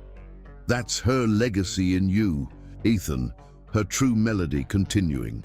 As Ethan drove toward home, toward the practice room where his mother's music waited to be interpreted through his fingers, he felt her presence more tangibly than ever before, not as memory or recording, but as living influence, as values embodied and choices made, as courage facing power without flinching. Whatever connection might develop with Ryan Harrington, this deeper connection remained his true inheritance. Not DNA, but determination. Not genetics, but genuine humanity in the face of life's harshest challenges. The week following the cemetery, encounter passed in tense anticipation. Ethan returned to his apartment, ostensibly to prepare for an upcoming piano recital, actually to process the seismic shift in his reality. His biological father now knew of him. The carefully maintained separation between Ethan Williams and the Harrington legacy had collapsed in a moment of cosmic coincidence. The truth was more complex than Ethan could articulate, even to Tom. Meeting, Ryan had undermined certainties he had built his identity upon. He had expected to feel hatred toward the man who had treated his mother so cruelly. Instead, he had experienced something more unsettling: recognition. Not just physical resemblance, but certain qualities: the analytical precision, the controlled intensity, the ability to assess situations with emotional detachment. On the 8th day after the cemetery meeting, as Ethan practiced for his upcoming recital, his phone rang with an unknown number. "This is Ethan Williams." "Ethan, Ryan Harrington." The voice carried the same authoritative tone that had commanded political audiences for decades. "I'd like to meet with you properly. Not a chance encounter in a cemetery with witnesses and security personnel. Just a conversation between us." "Why? What do you hope to achieve?" Ethan's fingers moved silently over imaginary piano keys, a habit when thinking through complex problems. "I've just discovered I have a son I never knew existed. Isn't that reason enough?" "For curiosity, perhaps," Ethan acknowledged. "But you built a life and career without me in it. Why complicate things now, especially with your presidential announcement approaching?" A long silence followed. When Ryan finally spoke, his voice carried an unfamiliar quality: hesitation. "Because some questions can only be answered in person. Because seeing you at her grave awakened something I've spent decades suppressing. Because you're part of me, whether either of us wants that to be true or not." The raw honesty surprised Ethan. "All right, one conversation on neutral ground." They met at a private room in a small restaurant outside the city. Ryan took the opposite chair, studying his son with undisguised intensity. "You have her eyes," he observed quietly. "Her hands too, a pianist's hands. But the rest?" He gestured vaguely. "Genetics are persistent," Ethan acknowledged. "Though I hope the resemblance remains purely physical." Ryan's mouth tightened briefly before he nodded. "Fair enough. I haven't earned the right to claim any positive connection." They ordered food neither would fully eat. Ryan placed a slim folder on the table between them. "I had a DNA test prepared," he explained. "If you're willing. Not because I doubt the resemblance is obvious, but because medical history matters. The Harrington family has certain genetic predispositions you should be aware of. I'll consider it. But I didn't come here to discuss genetics or medical histories." "Why did you come?" Ryan asked directly. "To understand," Ethan replied with equal directness. "To see for myself what kind of man discards a woman as if she were a defective product, shows no grief when informed of her death, and builds a political career on family values he never practiced himself." Ryan leaned back, gaze fixed on something beyond the restaurant walls. "I married Lisa for calculated reasons, yes. My family name needed rehabilitation. Her authentic talent offered perfect contrast to our artificial world. I never pretended. Otherwise, even to her. You treated her like property," Ethan countered, the words precise and cutting. "I treated her according to the arrangement we both agreed to," Ryan corrected, though without heat. "What I didn't anticipate was how her presence would affect me over time, how her authenticity would highlight the emptiness of everything I had been taught to value." Ryan continued with increasing intensity. "The night of the storm, the night I locked her in that bathroom, I had convinced myself she was being unfaithful. The security footage showed her passing a note to the plumber.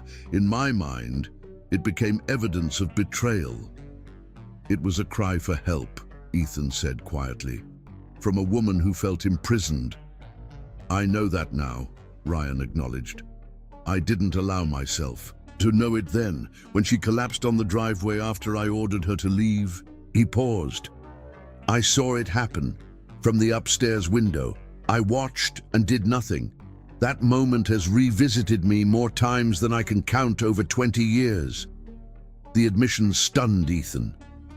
"Why didn't you help her?" "Because acknowledging her distress would have meant acknowledging my responsibility for causing it. Because the narrative I had constructed of her instability, her betrayal, would have collapsed. Because I was my father's son, taught that weakness in any form was unforgivable. "So, you let her die?" Ethan said flatly. "I didn't know she was pregnant," Ryan countered quickly. "I didn't know her heart was failing. I told myself Carter would help her. I saw him carrying her to his truck." Convenient absolution. "No absolution," Ryan corrected. "Something raw, breaking through his controlled exterior. No peace, no self-forgiveness, just carefully constructed compartmentalization. I built a wall between that moment and the rest of my existence. I never looked back until I saw you standing at her grave." "What do you want from me now?" Ethan asked directly. "Recognition, forgiveness, a convenient photo opportunity for your presidential campaign, the long-lost son offering humanizing depth to your public image." Ryan flinched visibly at the last suggestion. "What I want isn't relevant. I forfeited any right to make demands 20 years ago. This meeting is about what you need, answers, closure, perhaps justice for your mother. I want the truth acknowledged," Ethan said finally, "not just privately between us, but publicly. My mother deserves that much." Ryan nodded slowly, the implications clearly registering.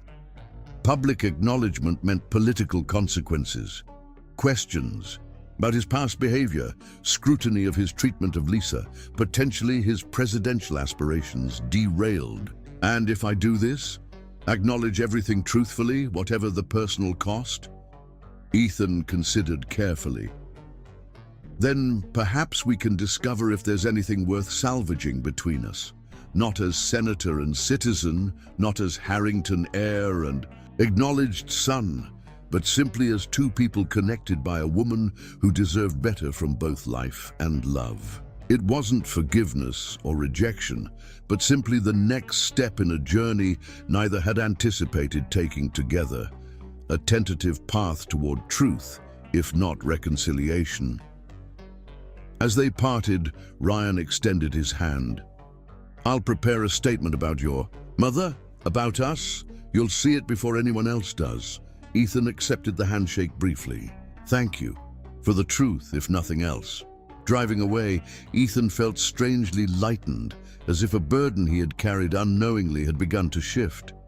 His mother's story would finally emerge from shadow into light, her experience validated rather than erased. Whatever came next would build on that foundation of acknowledged truth. He called Tom from the car. "How did it go? What did he want?" "It was not what I expected," Ethan admitted. "He's going to acknowledge everything publicly. About Mom, about me, about what really happened." Tom's shock was audible even through the phone. "Ryan Harrington is going to admit wrongdoing voluntarily? That doesn't sound like the man I knew." "Perhaps he's changed," Ethan suggested. "Or perhaps he's simply reached an age where truth matters more than image. Either way, Mom's story will finally be told correctly." "Your mother would be proud," Tom said, his voice rough with emotion, "not just of what you've accomplished, but of who you've become, someone strong enough to seek truth without being consumed by bitterness. That's her legacy in you, Ethan, her true melody continuing." The political world exploded 1 week later when Senator Ryan Harrington called an unexpected press conference. Standing before a forest of microphones, his usual campaign team conspicuously absent, Ryan began with words that silenced the assembled press corps. 25 years ago, I married a talented pianist named Lisa Williams. 2 years later, she died under circumstances I have never fully or truthfully explained. Today, I'm here to correct that omission and acknowledge a truth I have avoided for over 2 decades. What followed was unprecedented. A sitting senator, presidential hopeful, and powerful political figure voluntarily dismantling his carefully constructed narrative. Ryan spoke without notes, detailing the calculated nature of his marriage to Lisa, his controlling behavior, and his cruel expulsion of her that ultimately led to her death. I presented myself as a grieving widower, while knowing I had contributed directly to the circumstances of her passing, he admitted. I have built a career partly on the foundation of that deception, using traditional family values as a platform. While having failed to demonstrate those values in my own life, the press room remained stunned as Ryan continued his confession. When he reached the most recent revelation, his voice faltered slightly. 1 week ago, I discovered that Lisa was pregnant when she left our home. She gave birth to a son, my son, shortly before her death from heart failure. That child, now a young man of exceptional character and accomplishment, was raised without my knowledge by people who loved Lisa and honored her final wishes. Questions erupted immediately. Ryan raised his hands for silence before continuing. I will not be announcing a presidential campaign as planned. Instead, I will be completing my current Senate term while establishing a foundation in Lisa Williams' name, dedicated to supporting victims of psychological abuse and coercive control. Beyond that, my focus will be on earning the right to know the son I never knew existed if he determines that relationship has value to him. The political aftermath was immediate and overwhelming. Media outlets scrambled to identify the unnamed son, to locate those who had raised him, to piece together the remarkable story of a child hidden in plain sight for over 2 decades. Ethan watched the press conference from his apartment, Tom beside him providing silent support. Though Ryan had consulted him on the statement as promised, seeing it delivered to the world created an emotional impact neither had fully anticipated. 3 weeks after the press conference, as media attention began to shift toward other stories, Ryan reached out again. I'm resigning my committee positions, he explained during their brief call, stepping back from public life as much as possible while still fulfilling my term obligations. I'd like to see you again if you're willing. Their second meeting took place at Ethan's apartment. The senator arrived alone, without security or staff, dressed in casual clothes that contrasted sharply with his usual formal appearance. Ryan noticed the grand piano that dominated the apartment's main room. May I? At Ethan's nod, Ryan approached, the piano reverently, resting his fingers lightly on its polished surface. Lisa loved her Steinway. She would play when she thought no one was listening. Her real music, not the performances I arranged for political gatherings. I have recordings, Ethan said quietly, of her playing, of her voice, messages she left for me before she died. Ryan's composure faltered visibly. I would give anything to hear her again, even her anger, even her disappointment. Without conscious decision, Ethan moved to retrieve his mother's recordings from their careful storage. This is her final composition, he explained, setting up the old recorder. She completed it days before I was born, before she died. As Lisa's music filled the apartment, Ryan closed his eyes, his controlled facade crumbling as the notes progressed. Complex, haunting, filled with both sorrow and transcendent hope. When the piece concluded, tears tracked openly down his face. That was Lisa, he whispered, her soul in sound. I never deserved to know someone so authentic. She wanted me to know you, Ethan said suddenly, the realization crystallizing as he spoke. Not to reconcile with you or forgive you, but to understand you, to complete the circle of my own identity. How could you know that? Because she left messages saying I should understand that your coldness came from wounds you carried, not innate cruelty, that knowing my father's heart might help me understand my own more fully. Ethan met Ryan's gaze directly. She had more compassion in her final months than most people develop in a lifetime. I've established the foundation as promised, Ryan said. The Lisa Williams Foundation for Healing Arts. The paperwork gives you control of its direction and resources, independent of my involvement. He removed a small velvet box from his pocket, opening it to reveal an antique emerald ring surrounded by tiny diamonds. "This was my grandmother's," Ryan explained. "The only woman in the Harrington family who married for love rather than advantage. I gave it to Lisa when we married, though she rarely wore it. It should be yours now, not as inheritance or attempted reconciliation, but as rightful connection to both sides of your history." "Thank you," Ethan said simply.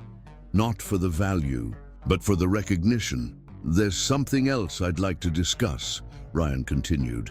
"The foundation needs a performance for its opening benefit. I thought perhaps you might play your mother's music." The request represented more than a single performance. It suggested public acknowledgement of their connection, a step beyond private reconciliation toward shared purpose. Yet it also offered opportunity to elevate Lisa's music, to transform personal tragedy into broader positive impact. "I'll consider it," Ethan said. "The music belongs to her memory, not to either of our ambitions. Its use must honor that." As their meeting concluded, Ethan voiced the question that had lingered beneath their interactions. "Do you regret it? Truly, not just the consequences to your career, but the actual choices you made with her?" Ryan considered the question with appropriate gravity. "I regret who I was," he said finally. "The man shaped by my father's coldness, by political calculation, by fear of genuine connection. I regret not recognizing Lisa's worth until it was too late. Most of all, I regret missing 22 years of knowing the son she gave her life to protect." He met Ethan's gaze directly. "Does that answer your question?" "It's a beginning," Ethan acknowledged. "The truth has its own timeline." The Lisa Williams Center for Healing Arts stood on a quiet street in downtown Atlanta, its architecture blending contemporary clean lines with warm, welcoming spaces. Large windows allowed natural light to flood performance areas and therapy rooms alike, creating an environment where art and healing could naturally intertwine. On opening day, a small crowd gathered in the main performance hall, not political supporters or media representatives, but domestic violence survivors, mental health professionals, musicians, and the small circle of people who had protected Lisa's legacy for over 2 decades. Tom Carter sat in the front row, Mabel beside him leaning slightly on her cane, but straight-backed with dignity. At the back of the hall, slightly separated from the other attendees, sat Ryan Harrington. No longer a senator, having resigned his position to focus on the foundation, he maintained a respectful distance, present but not prominent, supporting without dominating. The program began with brief remarks from the center's director, explaining the vision behind the facility, a place where therapeutic support and artistic expression would complement each other, where survivors could reclaim their voices through both conventional counseling and creative exploration. Then, Ethan walked onto the small stage, taking his place at the grand piano. His appearance generated no applause. This was not a traditional concert, but something more sacred, a witnessing rather than a performance. He adjusted the bench slightly, gathered himself with a moment of silence, then looked out at the assembled guests. "My mother, Lisa Williams, composed the piece I'm about to play during the final months of her life," he explained, his voice quiet yet carrying to every corner of the room. "She created it as a legacy for the child she knew she might never raise.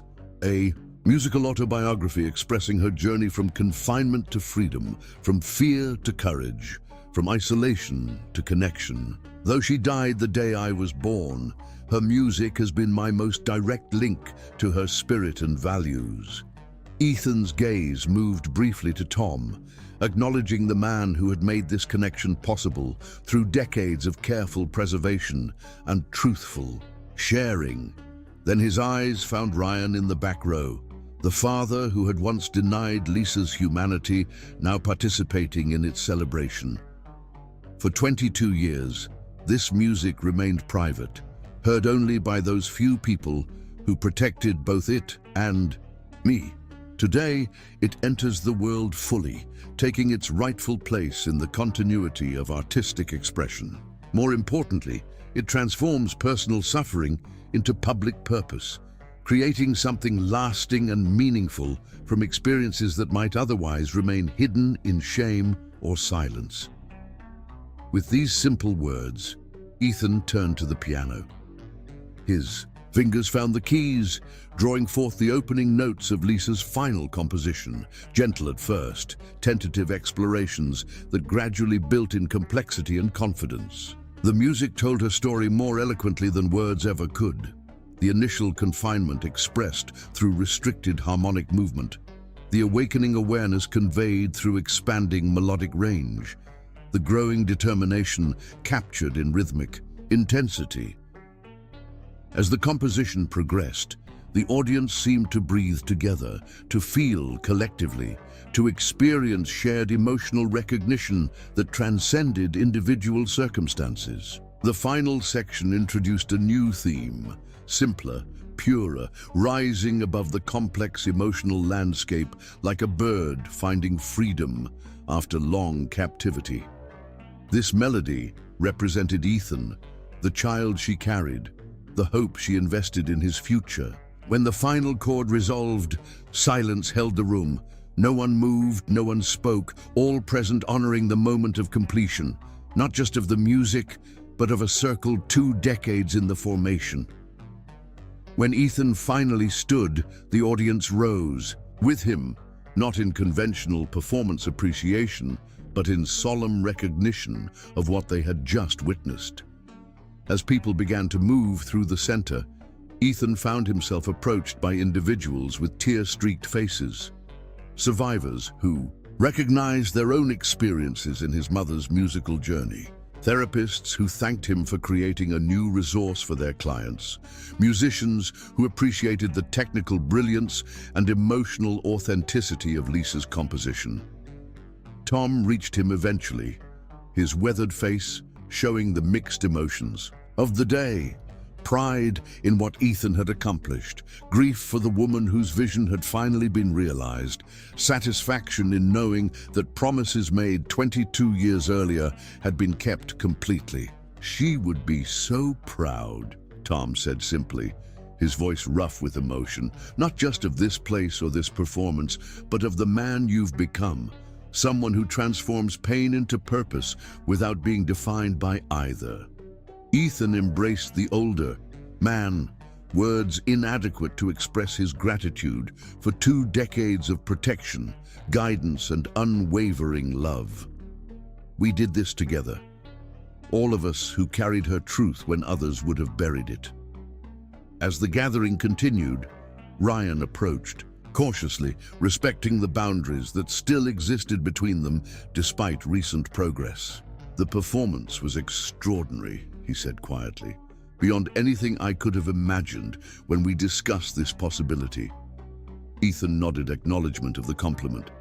It was her voice, not mine. I just gave it the space to be heard. You did more than that, Ryan countered gently. You completed what she began. You transformed her private courage into public impact. The center will help thousands of women in situations similar to hers, will change patterns that have persisted for generations. Will you continue to support the center's work? Ethan asked, the question encompassing more than financial commitment. Ryan understood the deeper inquiry. For the rest of my life, he confirmed. Not from the front of the room, not as the face of the foundation, but as consistent support for its mission. My remaining years belong to making amends, not to ease my conscience, but to honor the truth I avoided for too long. This commitment, offered without expectation of praise or reconciliation, represented genuine transformation, not the polished political pivot, but the authentic reckoning of a man finally confronting the consequences of his choices. She would appreciate that, Ethan said simply. The mission mattered more to her than personal vindication. As evening approached, Ethan found himself alone in the performance hall. Seated once more at the piano, his fingers moved across the keys without conscious direction, finding not Lisa's composition but his own response to it. A piece he had been crafting privately since their cemetery encounter, a musical conversation across time between mother and son. Where Lisa's work had ended with hope tinged by foreknowledge of separation, Ethan's continuation built upon that foundation with themes of discovery, integration, and purpose found through challenge. His musical vocabulary honored her influence while establishing his own voice. He was so absorbed that he didn't immediately notice the monarch butterfly that had entered through an open window, its brilliant orange wings catching the last light of sunset as it fluttered near the piano. When awareness finally registered, Ethan's hands stilled on the keys, watching as the butterfly circled once, twice, then settled briefly on the music stand before taking flight again and disappearing. The moment felt profoundly meaningful. Nature's brief visitation, connecting this modern facility to the farmhouse porch, where a similar butterfly had paused beside his mother as she recorded messages for her unborn child. As Ethan prepared to leave, he noticed Tom in the doorway, watching with the patient attention that had characterized his guardianship for over 2 decades. "I heard you playing something new," the older man observed. "Something of your own." Ethan nodded, closing the piano with gentle respect. A response to her final piece, a continuation. "Perhaps. That seems right," Tom said simply. "Her melody continuing through you, not just preserved, but developing into something she could never have created, but would instantly recognize as connected to her own voice." Together, they walked through the center that represented this same principle in physical form. Lisa's experience transformed into resource for others, private suffering converted to public purpose. Outside, twilight had settled over the city. Ryan stood beside his car, waiting respectfully for whatever level of acknowledgement Ethan might choose to offer. Their relationship remained complex, neither fully reconciled nor completely estranged. A work in progress. Ethan approached his biological father. "Thank you for making this possible, for allowing her story to be told completely." Ryan nodded. "The center is her legacy, not mine. My role was simply removing obstacles I once placed in her path. The vision, the purpose, those belong to Lisa. To you, to everyone who kept her truth alive when I tried to bury it." "Will you play again?" Ryan asked. "Your mother's music, your own compositions, they deserve to be heard more widely." "Perhaps," Ethan acknowledged, "but music has always been one part of my life, not its entirety. There's legal work that matters, advocacy that needs voices, systems that require challenge from the inside." Ryan recognized in this response echoes of his own analytical approach, genetic inheritance transformed through different values into service rather than self-advancement. "Whatever path you choose, I hope our connection can continue to develop, not as obligation, but as possibility." "One step at a time," Ethan offered. "Truth first, then trust, then whatever relationship proves authentic for us both." As Ryan departed, Ethan and Tom remained on the center's steps, watching darkness settle over the city that had once been Lisa's prison and now hosted her legacy. "Are you all right?" Tom asked, the question encompassing all the complexities of the day. Ethan considered carefully. "I think so. Not because everything is resolved, but because the truth is finally in the light. Mom's story told completely. Her music heard as she intended. Her experience transformed into something that helps rather than haunts." As they walked together toward the future they had protected for over 20 years, Ethan felt his mother's influence not as passive inheritance, but as active inspiration. Not weight to carry, but foundation to build upon. Lisa's melody indeed continued, not as exact replication, but as thematic development. her authentic voice finding new expression through the son who carried not just her genetics, but her courage, her creativity, her capacity for turning even the most difficult circumstances into opportunity for meaningful connection.